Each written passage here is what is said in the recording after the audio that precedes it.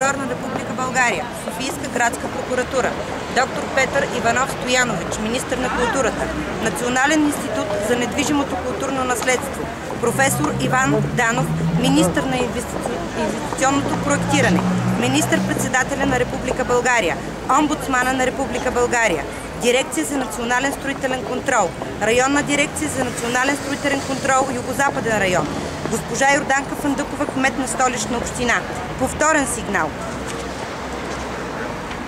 Уважаеми господин главен прокурор, уважаеми госпожи и господа, с сигнал от 14.05.2014 година ви сигнализирахме, че на строежа в района на Лъвов мост, кръстовището на булевард Мария Луиза и булевард Сливница, където се провеждат изкопни дейности по реконструкция на пътя, са открити археологически находки, части от сгради, съдове, римски монети и други.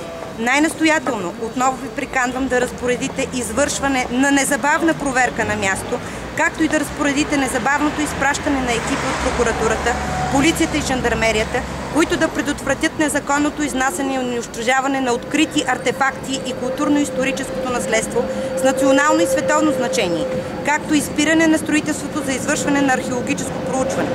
С извършването на строителните дейности на обекта се разрушават и унищожават историческите артефакти. Притеснени сме от факта, че още през месец април е започнало откриването на монети, съдове и други антични предмети, за което ръководителите на строителния екип и археолозите от строителния екип не са съобщили и едва след протеста на будни български граждани и наши представители от Приятели на Русия и православния свят и Български народен събор, едва след като ние преди 2 дни уведомихме медиите, тогава находките бяха обявени в музея на София от господин Чобанов, заместник кмет на Столична община по културата. Не е ясно точното количество на ценни артефакти, които са били изнесени от обекта.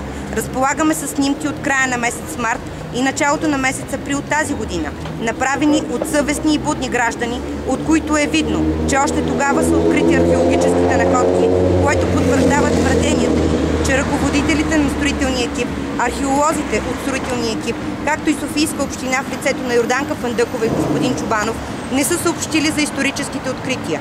Към момента някои от археологическите находки липсват, което е видно от направените преди няколко дни снимки, които можем да ви предоставим при необходимост. Ето защо искаме гражданско присъствие в междуведомствената комисия, която ще разглежда обекта на Лъвов мост. Постоянно присъствие на граждански представители по време на проучванията на обекта. Прозрачни огради, за да може всеки гражданин да вижда какво се случва на обекта.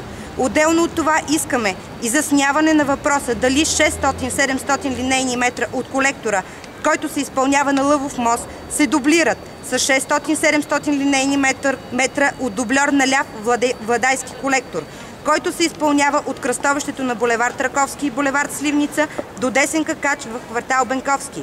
В двата проекта Лъвов мост и дублер на ляв Владайски колектор услужливо липсват данни за изграждането на колектора в участъка от Лъвов мост до кръстовището на булевард Раковски и булевард Сливница, което буди съмнение за двойно финансиране на този участък. Според специалисти, сумата необходима за този участък възлиза на около 7-8 милиона лева. Още веднъж най-настоятелно ви приканваме да разпоредите извършване на незабавна проверка на място на изложените от нас факти и обстоятелства, като упражните своите правомощия в защита на обществения интерес и разпоредите незабавното спиране на строителните дейности по трасето на строежа. Оглед предотвратяване извършването на престъпления по смисъл на Наказателния кодекс и унищожаване на част от историческото и културното наследство на България и света. При установяване на виновните лица, незабавно да им бъде потърсена наказателна отговорност по законите на Република България.